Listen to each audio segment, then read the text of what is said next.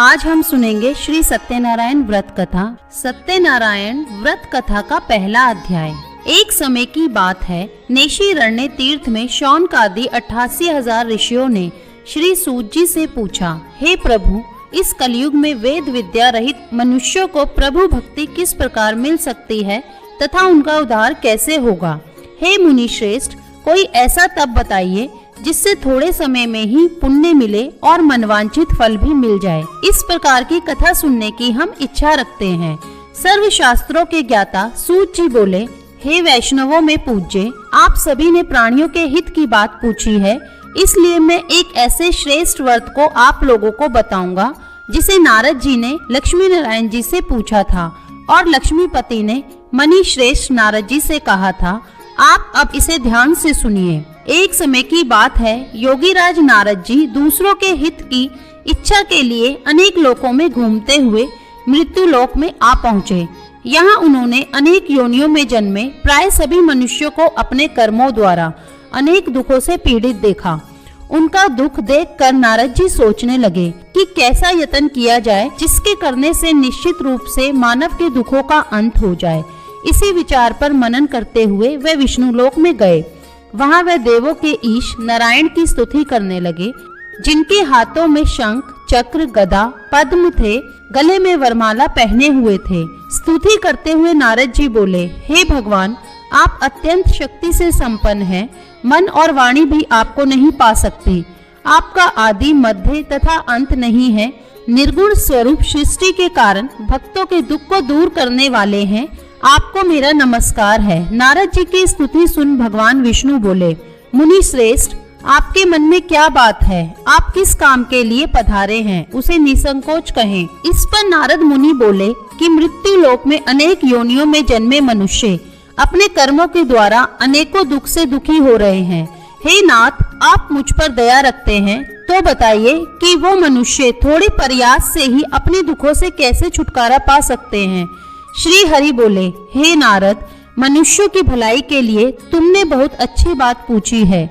जिसके करने से मनुष्य मोह से छूट जाता है, वह बात मैं कहता हूँ, उसे सुनो। स्वर्ग लोक व मृत्यु लोक दोनों में एक दुर्लभ उत्तम व्रत है जो पुण्य देने वाला है। आज प्रेमवश होकर मैं उसे तुमसे कहता हूँ। श्री सत्यनारायण भगवान का यह व्रत अच्छी तरह विधान पूर्वक करके मनुष्य तुरंत ही यहाँ सुख भोग कर मरने पर मोक्ष पाता है। श्री हरि के वचन सुन नारद जी बोले कि उस व्रत का फल क्या है और उसका विधान क्या है। यह व्रत किसने किया था? इस व्रत को किस दिन करना चाहिए? सभी कुछ विस्तार से बताएं। नारद की बात सुनकर श्री हरि बोले, दुख व शोक को दूर करने वाला, यह सभी स्थानों पर विजय दिलाने वाला है। मानव को भक्ति व श्रद्धा के साथ शाम को श्री सत्यनारायण की पूजा धर्म परायण होकर ब्राह्मणों और बंधुओं के साथ करनी चाहिए।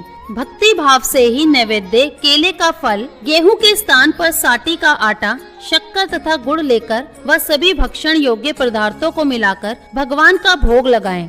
ब्राह्मणों सहित बंधु बांधवों को भी भोजन कराएं। उसके बाद स्वयं भोजन करें। भजन कीर्तन के साथ भगवान की भक्ति में लीन हो जाएं।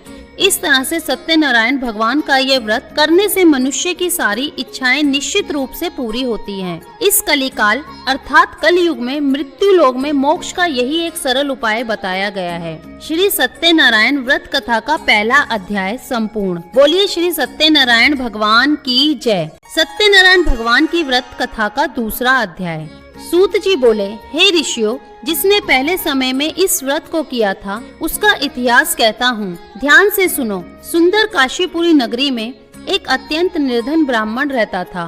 भूख प्यास से परेशान वह धरती पर घूमता रहता था। ब्राह्मणों से प्रेम करने वाले भगवान ने एक दिन ब्राह्मण का वेश धारण कर उसके पास जाकर पूछा, हे विप्र, नित्य दुखी होकर तुम पृथ्वी पर क्यों घूमते हो? दीन ब्राह्मण बोला, मैं निर्धन ब्राह्मण हूँ, भिक्षा के लिए धरती पर घूमता हूँ। हे भगवान, यदि आप इसका कोई उपाय जानते हो तो बताइए। वृद्ध ब्राह्मण कहता है कि सत्यनारायण भगवान मनोवांछित फल देने वाले हैं, इसलिए तुम उनका पूजन करो।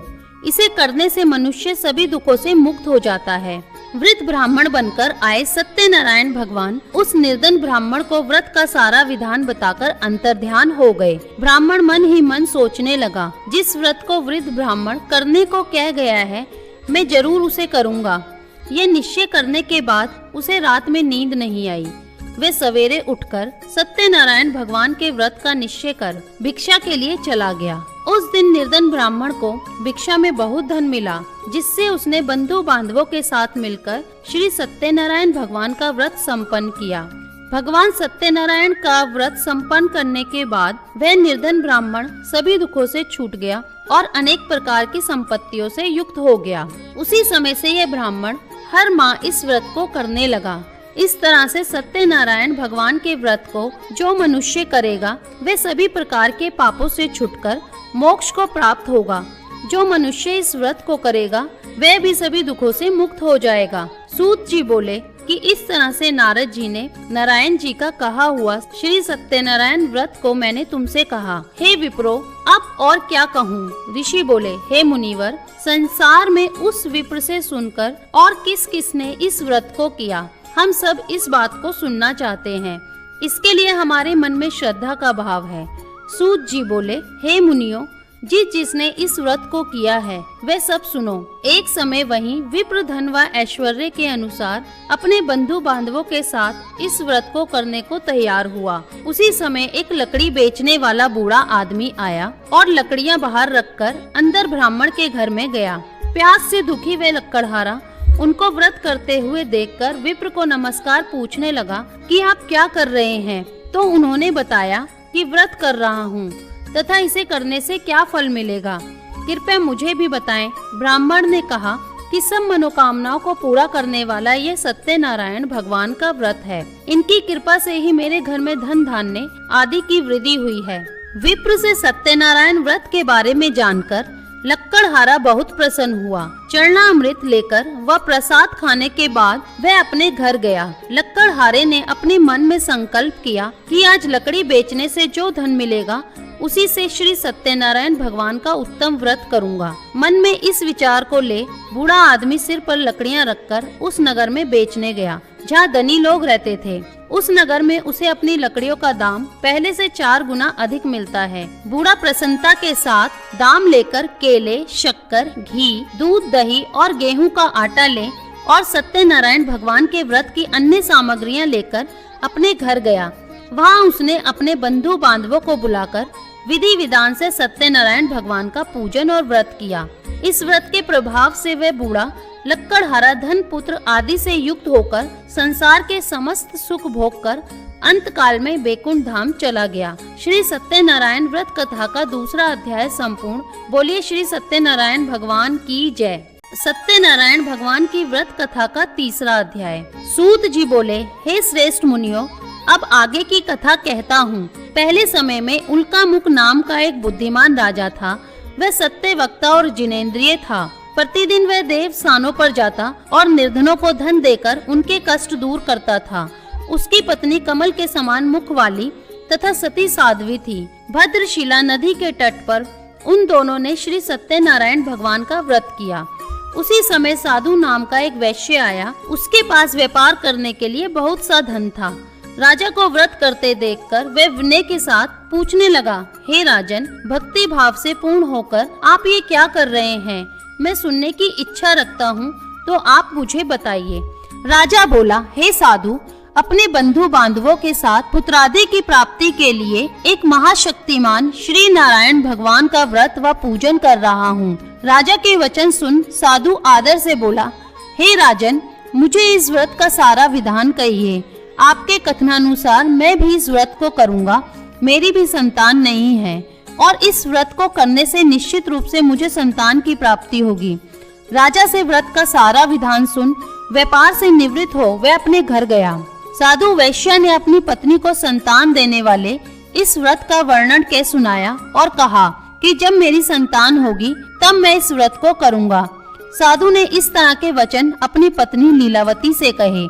एक दिन लीलावती पति के साथ आनंदित हो सांसारिक धर्म में प्रवृत्त होकर सत्यनारायण भगवान की कृपा से गर्भवती हो गई। 10वें महीने में उसके गर्भ से एक सुंदर कन्या ने जन्म लिया। दिनों दिन वे ऐसे बढ़ने लगी जैसे कि शुक्ल पक्ष का चंद्रमा बढ़ता है। माता पिता ने अपनी कन्या का नाम कलावती रखा।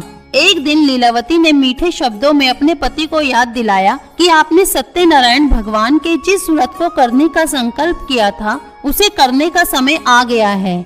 आप इस व्रत को करिए। साधु बोला कि हे प्रिय, इस व्रत को मैं उसके विवाह पर करूंगा। इस प्रकार अपनी पत्नी को आश्वासन देकर वह नगर को चला गया। कलावती पिता के घर में रहकर वृद्धि को प्राप्त हो रही थी। साधु ने एक बार नगर में अपनी कन्या को सखियों के साथ देखा तो तुरंत ही दूत को बुलाया और कहा कि मेरी कन्या के योग्य वर देखकर आओ। साधु की बात सुनकर दूत कंचन नगर में पहुंचा और वहां देखभाल कर लड़की के सुयोग्य वाणिक पुत्र को ले आया। सुयोग्य लड़के को देख साधु ने बंधु बांधवों को बुलाकर अपनी पुत्री का विवाह कर दिया। लेकिन दुर्भाग्य की बात यह है कि साधु ने अभी भी श्री सत्यनारायण भगवान का व्रत नहीं किया। इस पर श्री भगवान क्रोधित हो गए और श्राप दिया कि साधु को अत्यधिक दुख मिले। अपने कार्य में कुशल साधु बनिया जमाई को लेकर समुद्र के पास स्थित होकर रत्नासारपुर नगर में गया। वहां जाकर दामाद ससुर दोनों मिलकर चंद्रकेतु राजा के नगर में व्यापार करने लगे। एक दिन भगवान सत्यनारायण की माया से एक चोर राजा का धन चुराकर भाग रहा था। उसने राजा के सिपाहियों को अपना पीछा करते देख चुराया हुआ धन वहां रख दिया जहां साधु अपने जमाई के साथ ठहरा हुआ था। राजा के सिपाहियों ने साधु वैश्य के पास राजा का धन पड़ा देखा तो वह ससुर जमाई दोनों को बांधकर प्रसन्नता से राजा के पास ले गए और कहा कि उन दोनों चोरों को हम पकड़ कर लाए हैं, आप आगे की कार्यवाही की आज्ञा दें। राजा की आज्ञा से उन दोनों को कठिन कारावास में डाल दिया गया और उनका सारा धन भी उनसे छीन लिया गया। श्री सत्यनारायण भगवान से श्राप से साधु की पत्नी भी बहुत दुखी हुई। घर में जो धन रखा था उसे चोर चुरा ले गए। शारीरिक और मानसिक पीड़ा वह भूख प्यास से अधिक दुखी हो अन्न की चिंता में कलावती एक ब्राह्मण के घर गई। वहां उसने श्री सत्यनारायण भगवान का व्रत होते देखा, फिर कथा भी सुनी। वे प्रसाद ग्रहण कर रात को घर वापस आई। माता ने कलावती से पूछा कि हे पुत्री, अब तक तुम कहाँ थी, तेरे मन में क्या है? कलावती ने अपनी माता से कहा, हे माता, मैंने एक ब्राह्मण के घर में श्री सत्यनारायण भगवान का व्रत देखा है। कन्या के वचन सुन लीलावती भगवान के पूजन की तैयारी करने लगी। लीलावती ने परिवार व बंधुओं सहित सत्यनारायण भगवान का पूजन किया। उनसे वर मांगा कि मेरे पति तथा जमाई शीघ्र घर आ जाएं। साथ ही ये प्रार्थना की कि हम सबका अपराध क्षमा करें। श्री सत्यनारायण भगवान इस व्रत से संतुष्ट हो गए और राजा चंद्रकेतु को सपने में दर्शन दे कहा कि हे राजन, तुम उन दोनों वैश्यों को छोड़ दो। तुमने उनका जो धन लिया है उसे वापस कर दो। अगर ऐसा नहीं किया तो मैं तुम्हारा धन, राज्य व संतान सभी को नष्ट कर दूंगा। राजा को यह कहकर भगवान अंतर्ध्यान हो गए।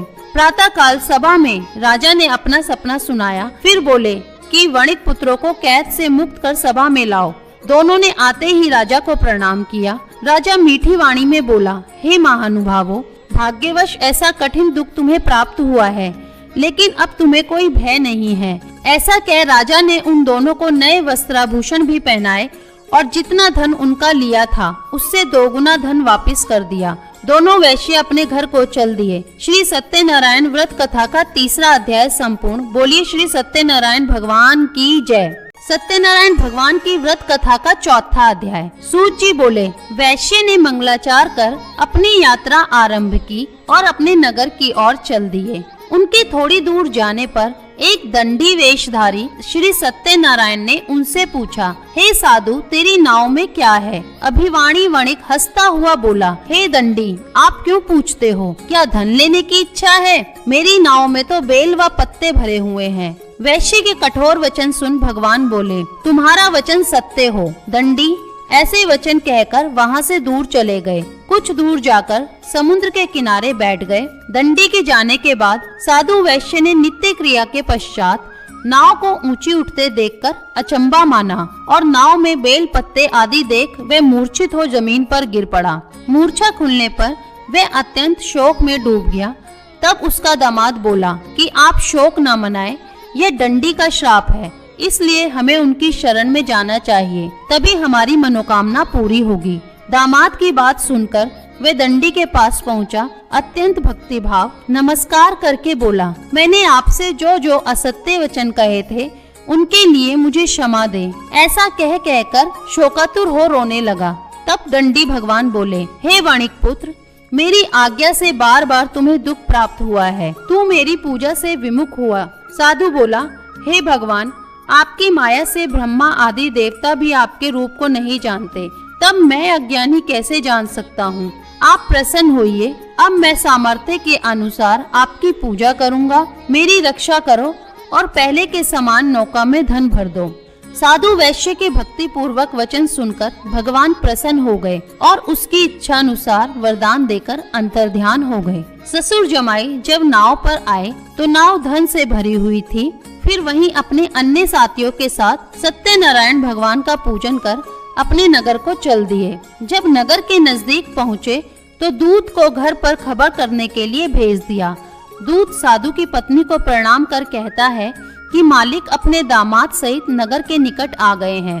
दूत की बात सुन साधु की पत्नी लीलावती ने बड़े हर्ष के साथ सत्यनारायण भगवान का पूजन कर अपनी पुत्री कलावती से कहा कि मैं अपने पति के दर्शन को जाती हूँ, तू कार्य पूर्ण कर शीघ्र आ जा। माता के ऐसे वचन सुनकर कलावती जल्दी में प्रसाद छोड़कर अपने पति के पास चली गई। प्रसाद की अवज्ञा के कारण श्री सत्यनारायण भगवान रुष्ट हो गए और नाव सहित उसके पति को पानी में डुबो दिया।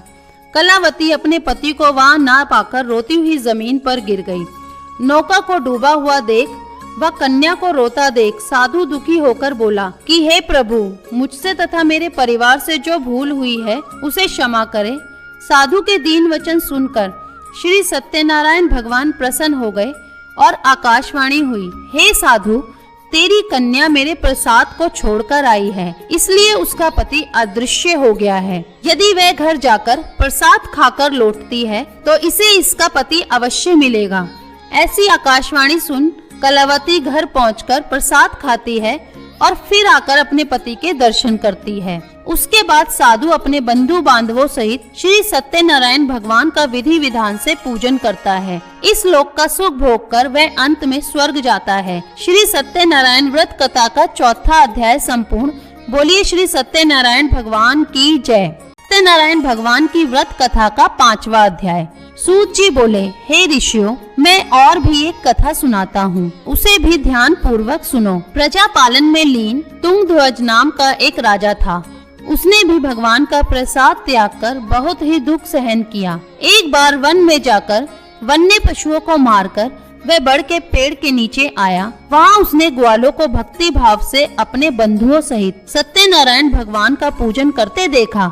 अभिमानवश राजा उन्हें देखकर भी पूजा स्थान में नहीं गया और न ही उसने भगवान को नमस्कार किया। ग्वालों ने राजा को प्रसाद दिया, लेकिन उसने वह प्रसाद नहीं खाया और प्रसाद को वहीं छोड़कर वह अपने नगर को चला गया। जब वह नगर में पहुंचा तो वहां सब कुछ तहस नहस हुआ पाया, तो वह शीघ्र ही समझ गया कि यह सब भगवान ने ही किया है। वह दोबारा ग्वालों के पास पहुंचा और विधि पूर्वक पूजा करके प्रसाद खाया तो श्री सत्यनारायण भगवान की कृपा से सब कुछ पहले जैसा हो गया। दीर्घ काल तक सुख भोगने के बाद मरणोपरांत उसे स्वर्ग लोक की प्राप्ति हुई। जो मनुष्य परम दुर्लभ इस व्रत को करेगा तो भगवान सत्यनारायण की अनुकंपा से उसे धन धान्य की प्राप्ति होगी। निर्धन धनी हो जाता है और भयमुक्त हो जीवन जीता है। संतानहीन मनुष्य को संतान सुख मिलता है और सारे मनोरथ पूर्ण होने पर मानव अंत काल में बैकुंठ धाम को जाता है। सूत जी बोले, जिन्होंने पहले इस व्रत को किया है अब उनके दूसरे जन्म की कथा कहता हूँ। वृद्ध शतानंद ब्राह्मण ने सुदामा का जन्म लेकर मोक्ष की प्राप्ति की। लक्कड़हारे ने अगले जन्म में निषाद बन मोक्ष प्राप्त किया। उल्कामुख नाम का राजा दशरथ होकर बैकुंठ को गए।